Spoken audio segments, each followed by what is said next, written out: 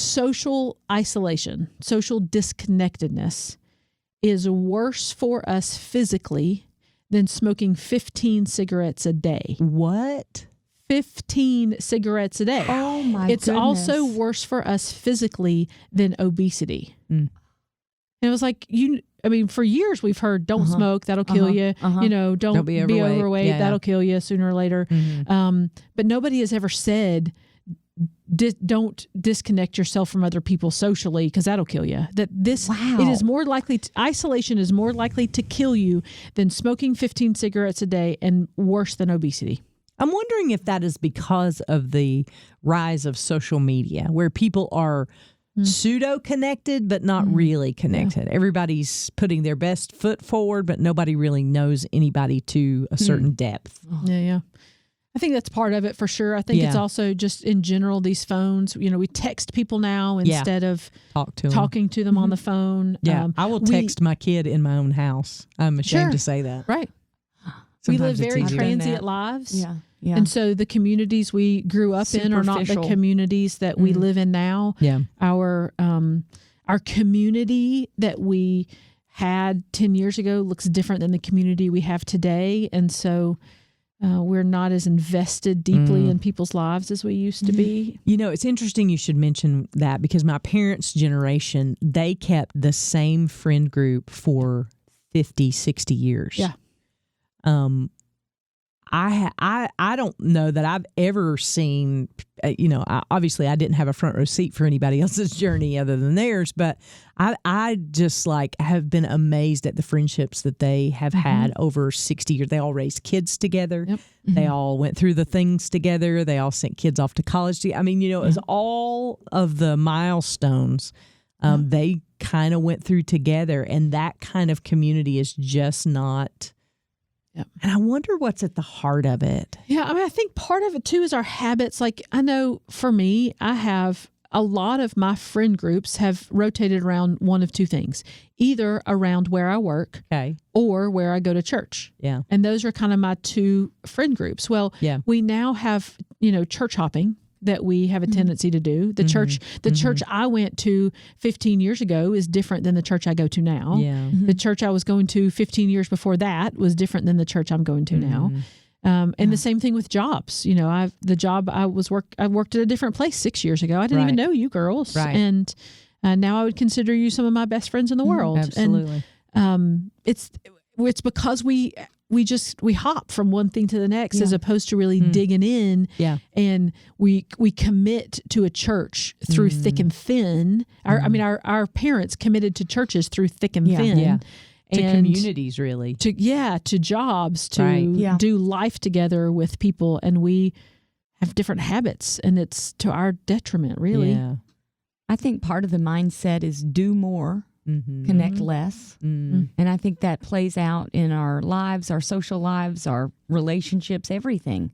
Do more, get more done. Yeah. But you're not going to connect with people the same way. You shared something with me from your trip to Africa about one of the things that you heard. Tell that story again. Yeah, I was really amazed because we went to Africa with Compassion International, and we went to some of the poorest areas that I have ever seen, some of the poorest areas, I'm sure, in the world.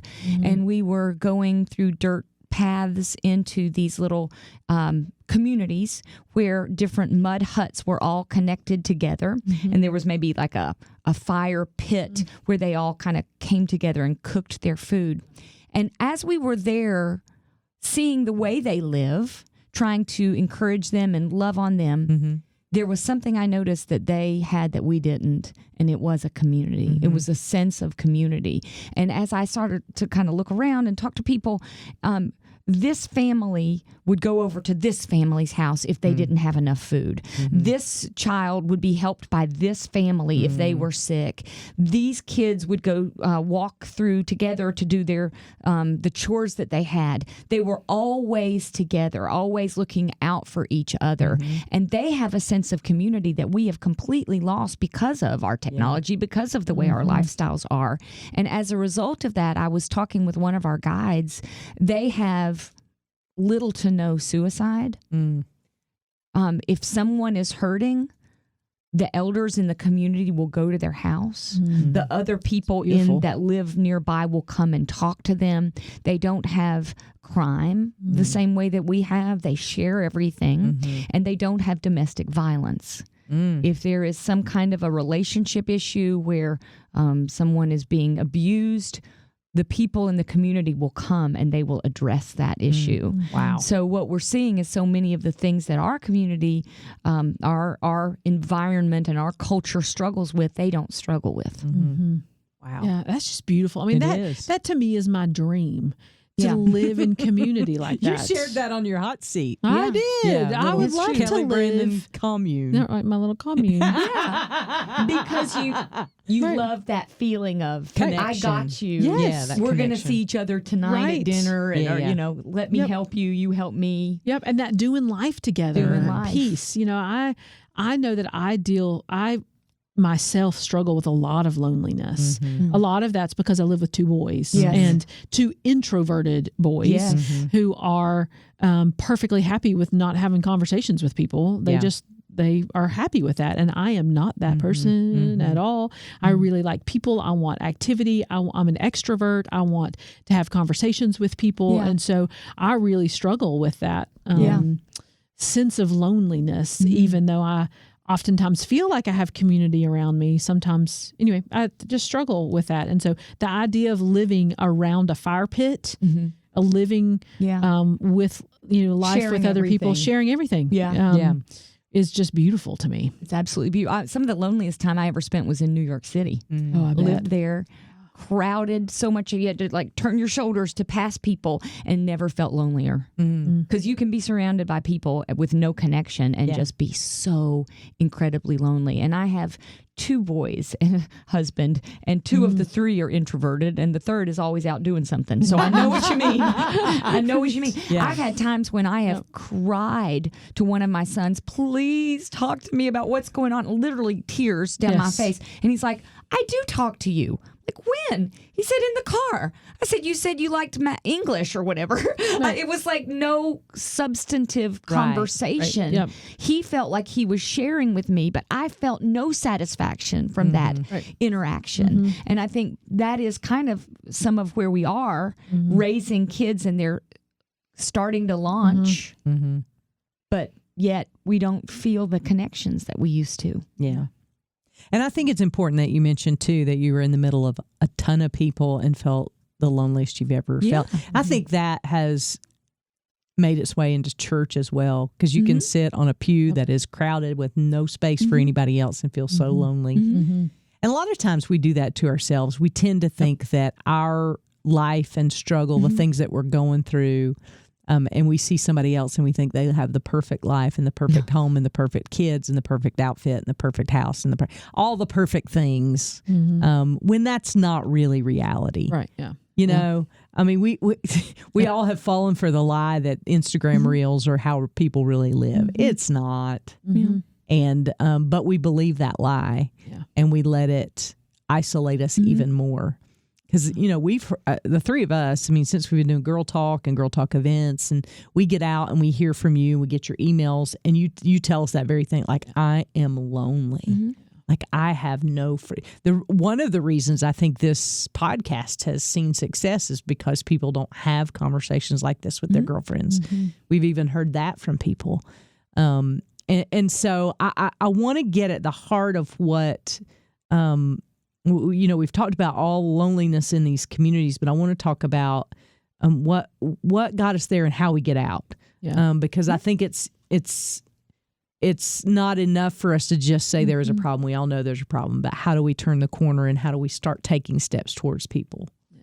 I have an idea. What I think, at least for myself, is when I feel the most lonely, it's because my relationships have been superficial, that I haven't shared or I haven't inquired of someone else to share what's really going on. Right. And you could talk about the weather all day long and still feel lonely and like you haven't made that connection with someone. So for me, it's identifying the superficial pieces.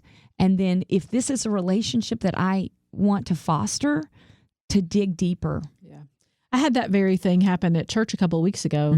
I saw a woman. I went over to her and was congratulating her on something that big that had happened in her life. And I looked at her and I said, "How are you?" And she goes, "I'm good."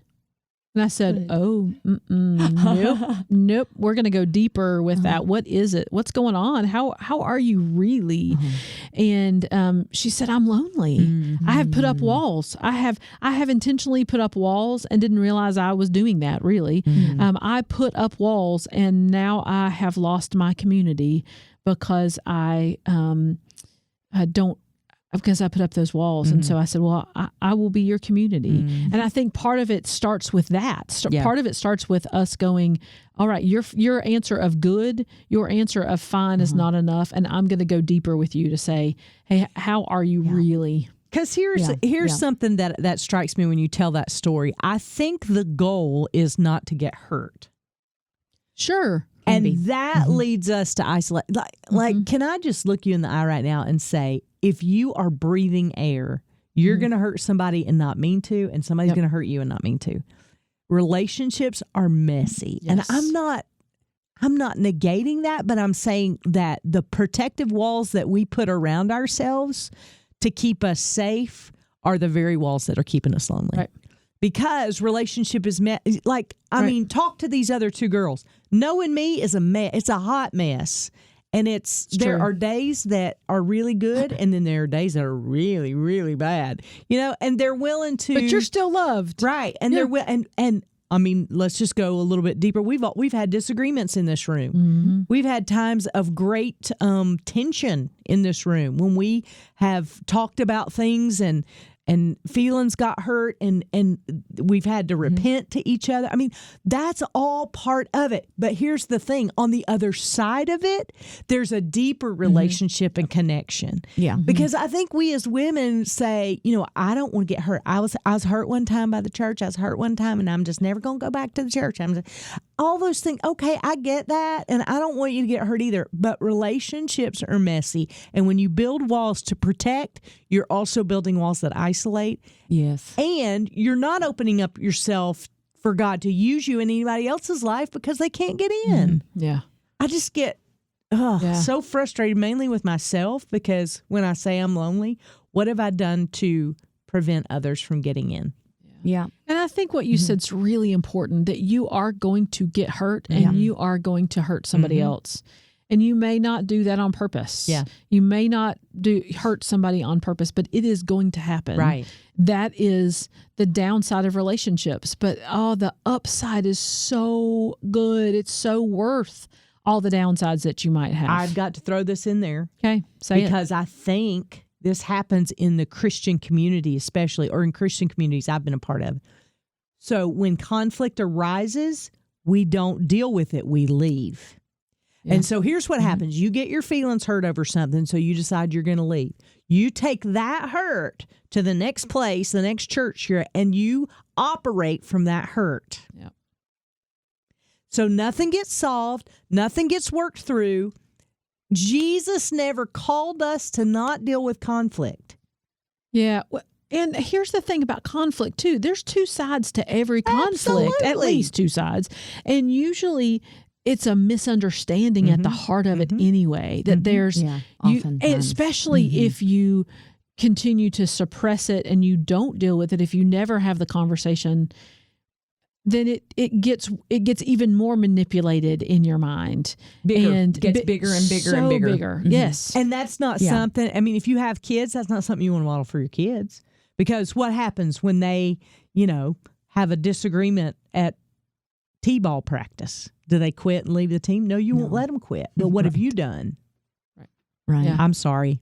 Yeah. Well, no, I think you're getting right at the heart of it, that we have to get better. I have to get better at forgiving. Yeah. Oh, yeah. And letting things go. There's a great book called Unoffendable, and it's Brant Hansen. Yeah. It's so so much better for us to let things go or address them if they're needing to be addressed. But a lot of times I'll build up something in my head that I've created conversations that never took place. Right. Oh, yeah, I do that too. Take the ball and run with it. Yep. Yeah. Whereas if I can just let that go, that doesn't really matter.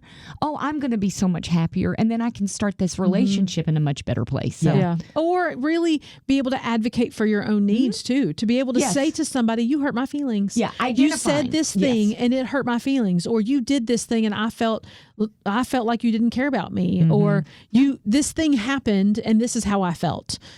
Being able to express that to somebody is really difficult, but it is so important. And it is the baseline of having community. And having community is how we get out of this epidemic of loneliness. And wouldn't you agree that not everything has to be addressed? Do you know what I mean? Oh, yeah, absolutely. So that's all. Yes. That's what I mean. But you're exactly right. When something has to be addressed, deep breath and address it. Yeah. But then for me, there are certain things that I just have to go, That doesn't not matter. worth it. Right.